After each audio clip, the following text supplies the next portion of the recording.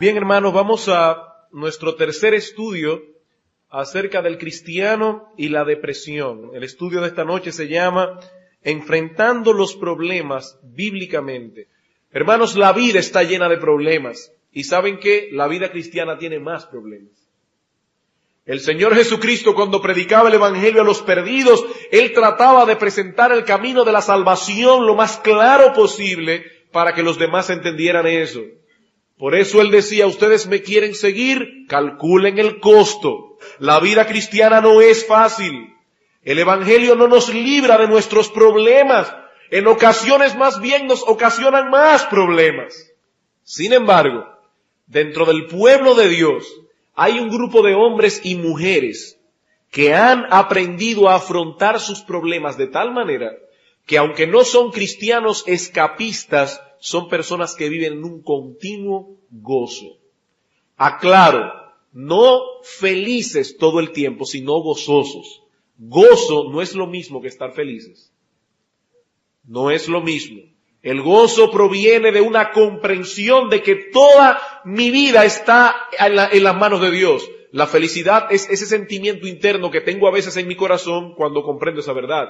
Pero a veces yo puedo estar gozoso aunque esté sufriendo.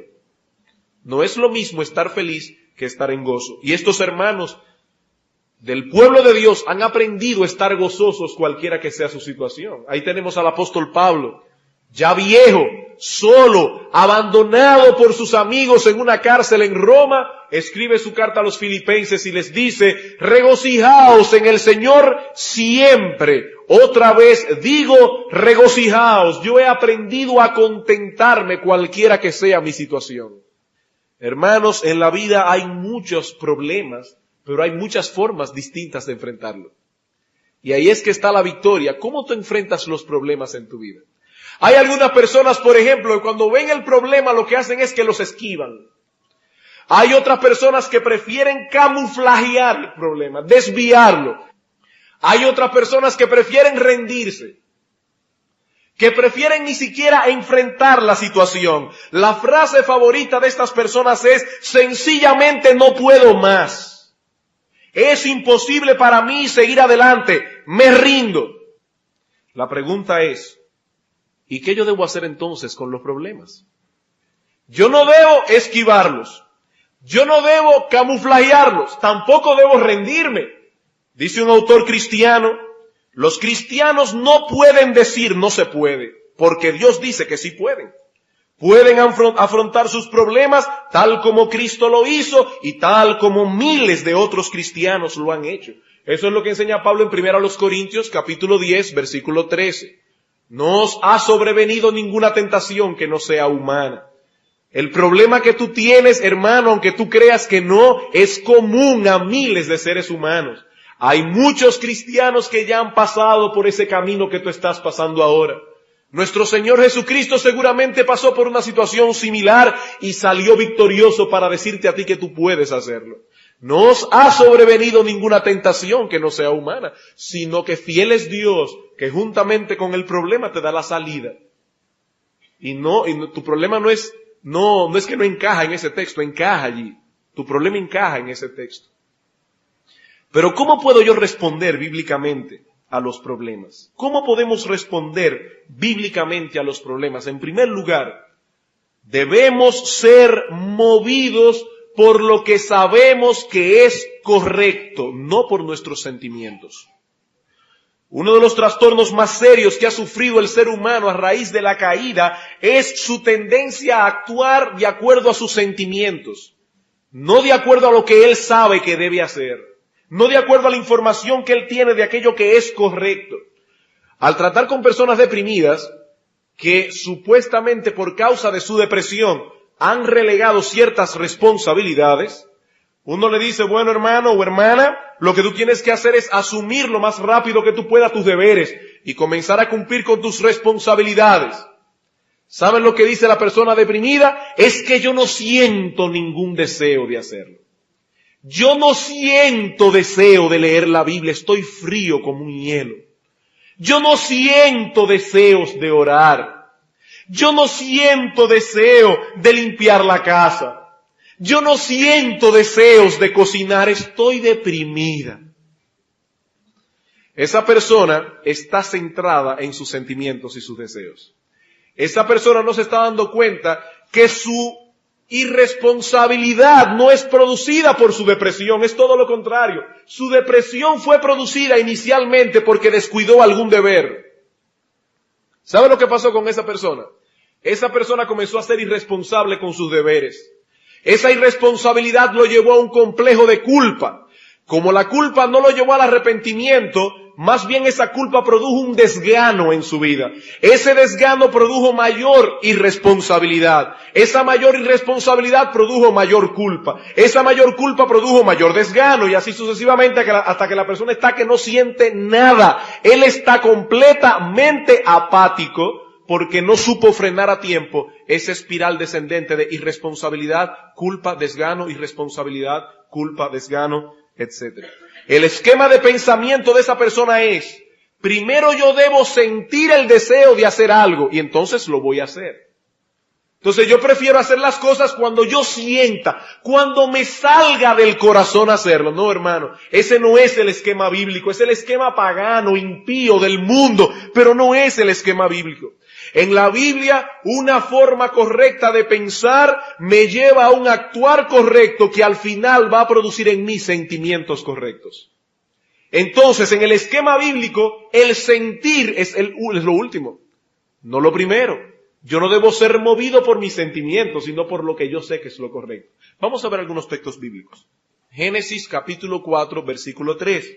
Aconteció andando el tiempo que Caín trajo del fruto de la tierra una ofrenda a Jehová. Y Abel trajo también de los primogénitos de sus ovejas, de los más gordos de ellas, y miró Jehová con agrado a Abel y su ofrenda, pero no miró con agrado a Caín y a la ofrenda suya. Abel hizo lo correcto, Caín hizo lo incorrecto, y Dios le hizo ver a ambos su aprobación en el caso de Abel, su desaprobación en el caso de Caín.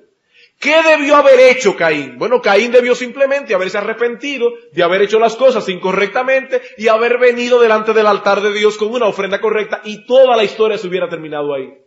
¿Pero qué pasó? Sigamos leyendo. Y se ensañó Caín en gran manera.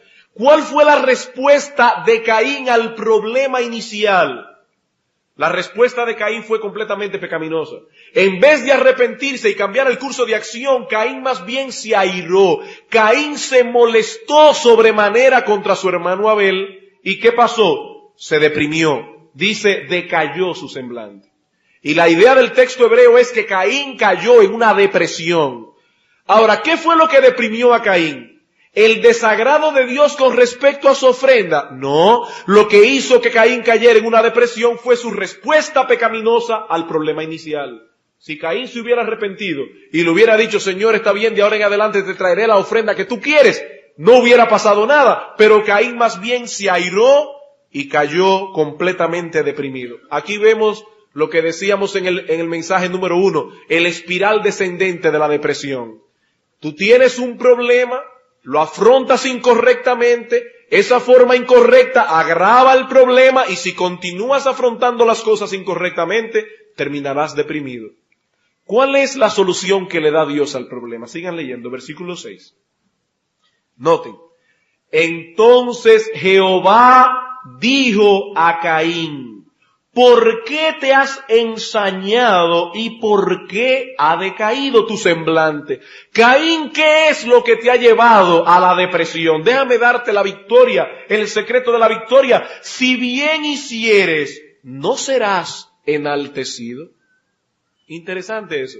La frase allí, si bien hiciere, no está hablando exactamente de hacer buenas obras, sino más bien de tener una disposición correcta. En otras palabras, Dios estaba moviendo a Caín a pensar correctamente. Porque Dios sabía que si Caín pensaba correctamente y afrontaba las cosas con una forma de pensar correcta, eso lo iba a llevar a una acción correcta que al final lo iba a llevar a un sentimiento correcto. Por eso le dice, si bien hicieres, ¿no serás enaltecido? ¿Cómo estaba el semblante de Caín? Estaba decaído, estaba demacrado, mostrando físicamente su depresión. Si bien hicieres, dice Dios, tu semblante se va a volver a ver gozoso otra vez. Tu semblante va a ser enaltecido de nuevo. Tú vas a sentir que la vida vuelve a ti. En otras palabras, una forma de pensar correcta lleva a una acción correcta que lleva a un sentimiento correcto. Caín no debía seguir siendo movido por sus sentimientos, sino por lo que él sabía que era correcto. Eso es lo que Dios le está diciendo. Ese es el patrón de conducta. Si tú haces bien, serás enaltecido. Si tú haces bien, vas a parar ahí el espiral descendente de la depresión. Dice Jay Adams, el pecado lleva a la culpa y a la depresión. Y el tratamiento pecaminoso del pecado complica el asunto, conduciendo a una culpa mayor y a una mayor depresión ad infinitum, dice él. O sea, que ese proceso continúa y continúa y continúa y continúa hasta que estás completamente deprimido.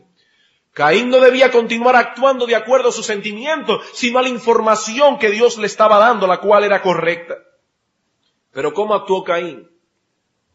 Caín no le hizo caso a Dios. ¿Y qué pasó? Que su odio, su ira, continuó creciendo hasta que finalmente lo llevó a cometer un asesinato. Ustedes conocen la historia.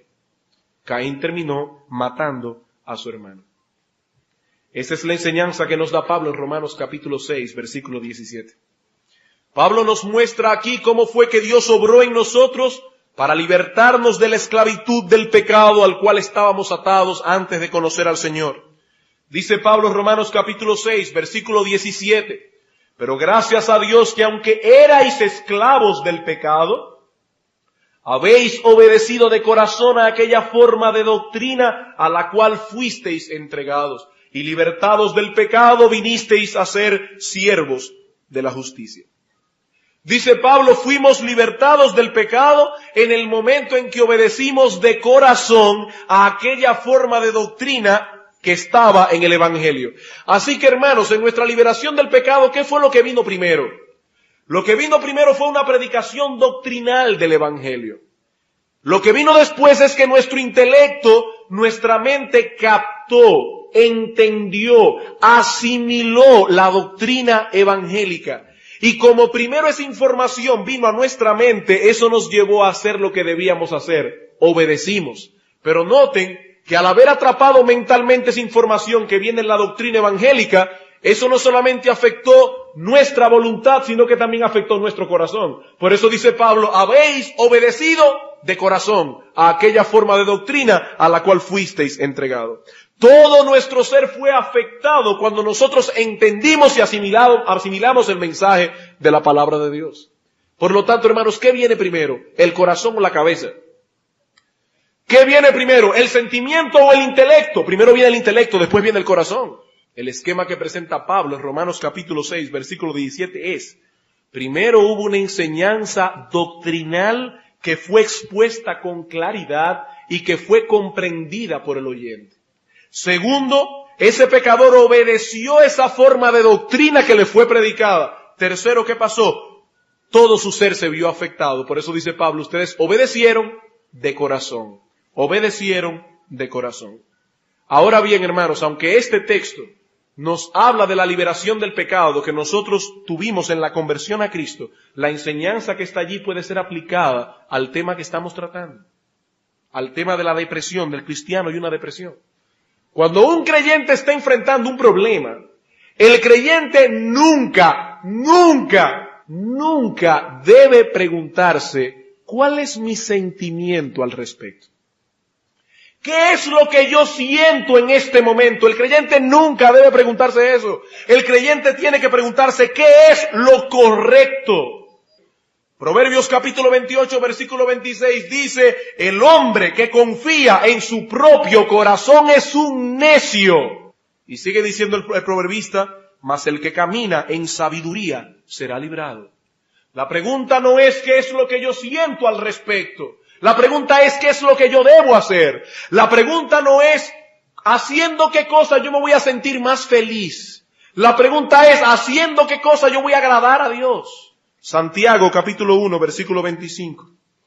Dice Santiago, mas el que mira atentamente en la perfecta ley, la de la libertad, y persevera en ella, no siendo oidor olvidadizo, sino hacedor de la obra, este será bienaventurado en lo que hace. ¿Qué presenta Santiago aquí?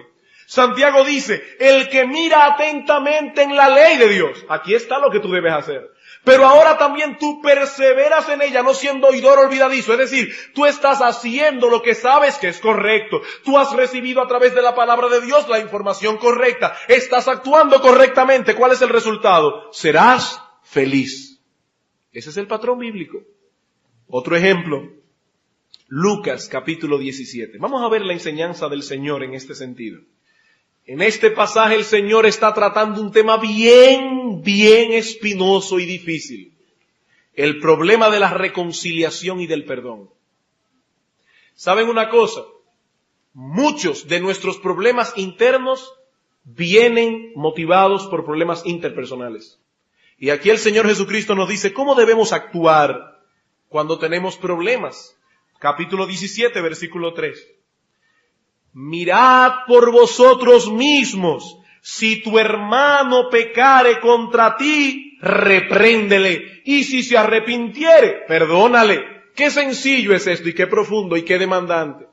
Dice el Señor Jesucristo, muy sencillo, tu hermano te ha ofendido, tu hermano te ha hecho daño, tu hermano ha pecado contra ti, tú te sientes molesto con lo que tu hermano ha hecho contra ti, ve y repréndele. No se lo cuentes a otro, repréndele. ¿Y qué pasa si el hermano dice, óyeme, es verdad, excúsame, perdóname? Dice Cristo, perdónale. Qué sencillo. Tú lo reprendiste, él te pidió excusa, te pidió perdón, perdónale. Ahora, ¿qué significa perdonar? Bueno, perdonar significa olvidar. Lo que estamos diciendo es lo siguiente, que cuando yo digo te perdono, yo estoy haciendo un compromiso con esa persona. ¿Y cuál es el compromiso? Yo estoy haciendo el compromiso de que yo nunca jamás voy a volver a resucitar el asunto. Nunca más. Nunca más voy a mencionarle ese asunto a nadie. Nunca más voy a mencionarle ese asunto al que me ofendió. Y más importante, nunca más voy a permitir que el diablo me lo traiga a la mente de nuevo. Hay personas que dicen, es que yo no puedo olvidar. No es que tú no puedes olvidar, es que tú no quieres olvidar. Porque tú no quieres perdonar. Dice alguien, el seguir pensando en ello, o sea, en el problema que me causó el que me ofendió, es una violación de la promesa que yo hice al conceder el perdón. Ya yo no voy a seguir pensando en eso. Pero yo sé que en la mente de ustedes tienen que haber algunas preguntas. Pero espérate, que eso está medio fuerte. ¿No deberíamos esperar más bien los frutos del arrepentimiento de la persona antes de perdonar? ¿O qué pasa si yo no siento el deseo de perdonarlo? ¿No sería hipócrita de mi parte decirle, te perdono cuando yo no siento deseo de perdonar? Otra pregunta. ¿Significa eso que yo debo perdonar solo en base a su expresión verbal? O sea, que después que él me hizo todo lo que me hizo, viene y me dice, perdóname, y ya yo tengo que perdonarlo solo por su expresión verbal. Jesucristo sabía que todas esas preguntas estaban en la mente de los discípulos y por eso continuó diciendo, y si 7 veces al día pecare contra ti, y 7 veces al día volviere a ti diciendo, me arrepiento, perdónale.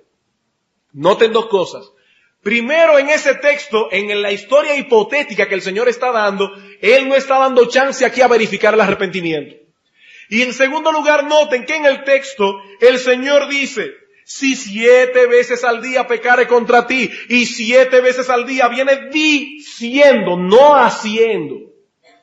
O sea que yo tengo que basar mi perdón en su expresión verbal. Aquí me dice Cristo, si Él me dice, perdóname, me arrepiento, perdónale, basado solamente en su expresión verbal. Hermano, créeme, lo mismo que estás pensando tú en este momento, lo estaban pensando los apóstoles. Oye, qué fuerte está eso. Qué difícil está eso. Los discípulos del Señor Jesucristo reaccionaron exactamente igual. ¿Y saben lo que le dijeron en el versículo 5?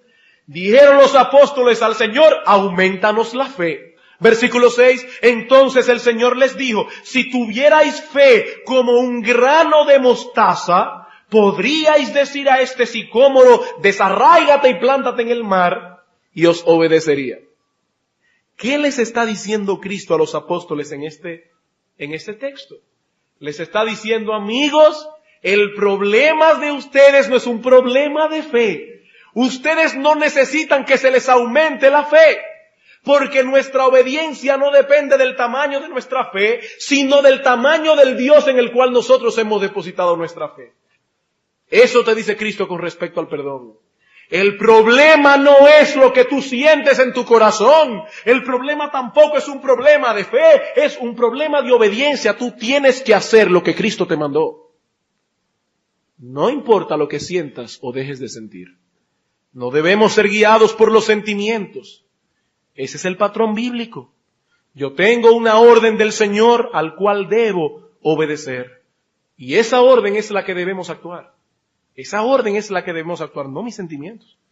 Hermano, yo no estoy diciendo que los sentimientos no son importantes. Lo que yo estoy diciendo es que nuestros sentimientos deben ser un efecto, no una causa. El sentimiento correcto viene cuando yo hago lo correcto. Los sentimientos son el resultado de una acción correcta, no la causa. Primera de Pedro, capítulo 3, nos enseña esto. ¿Y qué dice el Señor a través del apóstol Pedro en el versículo 8 del capítulo 3? Finalmente, sed todos de un mismo sentir, compasivos, amándoos fraternalmente, misericordiosos, amigables, no devolviendo mal por mal, ni maldición por maldición, sino por el contrario, bendiciendo, sabiendo que fuisteis llamados para que heredaseis bendición. Porque, ahora recalquen esto, el que quiere amar la vida y ver días buenos, el que quiere amar la vida y ver días buenos, días felices, dichosos, benditos, haga lo correcto, refrene su lengua de mal, sus labios no hablen engaño, apártese del mal y haga el bien, busque la paz y sígala. No esperes tener los días buenos para obedecer. Tú primero obedeces lo que sabes que es correcto y entonces vienen los días buenos. La Biblia nunca dice busca la felicidad. La Biblia dice obedece. ¿Qué dice el Señor Jesucristo? Bienaventurados los que tienen hambre y sed de justicia. En otras palabras, en vez de perseguir la felicidad, ¿qué yo debo perseguir? Una vida justa. Y cuando yo persiga una vida justa, ¿qué va a pasar? Voy a ser bienaventurado. Bienaventurados los que tienen hambre y sed de justicia. Felices los que andan tras una vida justa. Hermanos, ¿cuántos problemas vienen a nuestras vidas por haber colocado nuestros sentimientos en un lugar inapropiado? Les voy a dar un ejemplo de esto. A veces uno tiene como pastor una pareja de esposos que tienen un problema serio. Y tú le preguntas, ¿cuál es el problema de tu matrimonio? Entonces ellos dicen esto. Ellos dicen, el problema es que en nuestro matrimonio no hay amor. Se apagó el amor. Hermano, eso es una mentira. Óyeme bien, por favor, no vuelvas a decir eso nunca más. Eso es una mentira. Eso es antibíblico. Eso es incorrecto. Tú no debes decir eso. Cuando tú dices, en nuestro matrimonio no hay amor, ¿sabes qué es lo que tú quieres decir? Lo que tú quieres decir es, ya en nuestro matrimonio, dice el esposo, yo no siento ya nada hacia ella. Y ella está diciendo, y yo no siento nada hacia él. Dice él, ya yo no siento el deseo de hacer como esposo lo que yo sé que debo hacer. Y ella dice, ya yo no siento el deseo de hacer como esposa lo que yo sé que debo hacer. En otras palabras, el problema que están ellos acarreando es que están viviendo a la luz de sus sentimientos. No a la luz de lo que ellos saben que es correcto. A esta pareja hay que hacerle entender que el amor no es un sentimiento. El amor es una actitud. Por lo tanto, a ellos hay que decirle esto. El problema de ustedes no es que en su matrimonio no hay amor. El problema es que ustedes no se están amando, que es muy diferente. Es que no se están amando, no están cumpliendo el mandato bíblico. La Biblia nunca, en ninguna parte dice, maridos, sientan amor por sus esposas. La Biblia en ninguna parte dice, esposas, sientan amor por sus maridos. La Biblia dice, maridos, amad a vuestras mujeres, hagan con ellas lo que saben que deben hacer. Y cuando comiencen a hacer por ellas lo que saben que deben hacer, el sentimiento de amor y de ilusión van a ser. Pero el sentimiento es una consecuencia, no es una causa. El sentimiento es un resultado. ¿Cómo tú dices que en tu matrimonio no hay amor? Como si el amor fuera una cosa, el amor es una acción. Es un verbo que debe ser conjugado. Y en gerundio, no nos estamos amando. Ese es el problema. No se están amando. Y como resultado de ello están acumulando resentimientos y amargura todos los días de su vida. Porque no están haciendo lo que deben hacer. Entonces, hermanos, nadie es inmune a los problemas. Pero esos problemas no pueden ser esquivados. Esos problemas no deben ser camuflajeados y mucho menos debemos rendirnos ante ellos. Deben ser enfrentados bíblicamente. ¿Y cuál es el primer paso para enfrentar los problemas bíblicamente? Debemos ser movidos por lo que sabemos que es correcto, no por nuestros sentimientos. Dios me promete en su palabra que si yo lo hago así seré bienaventurado. Recuerda, hermano, lo siguiente. La irresponsabilidad en el cumplimiento de un deber. Y cuando digo irresponsabilidad no me refiero únicamente al trabajo.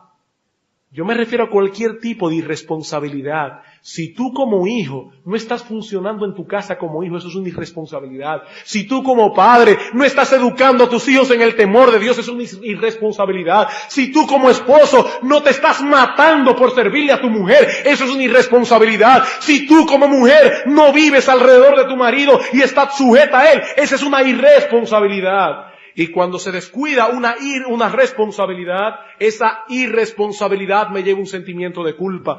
Ese sentimiento de culpa me lleva al desgano y así sucesivamente. Y lo único que yo puedo hacer es detener esa espiral descendente haciendo lo que yo sé que debo hacer.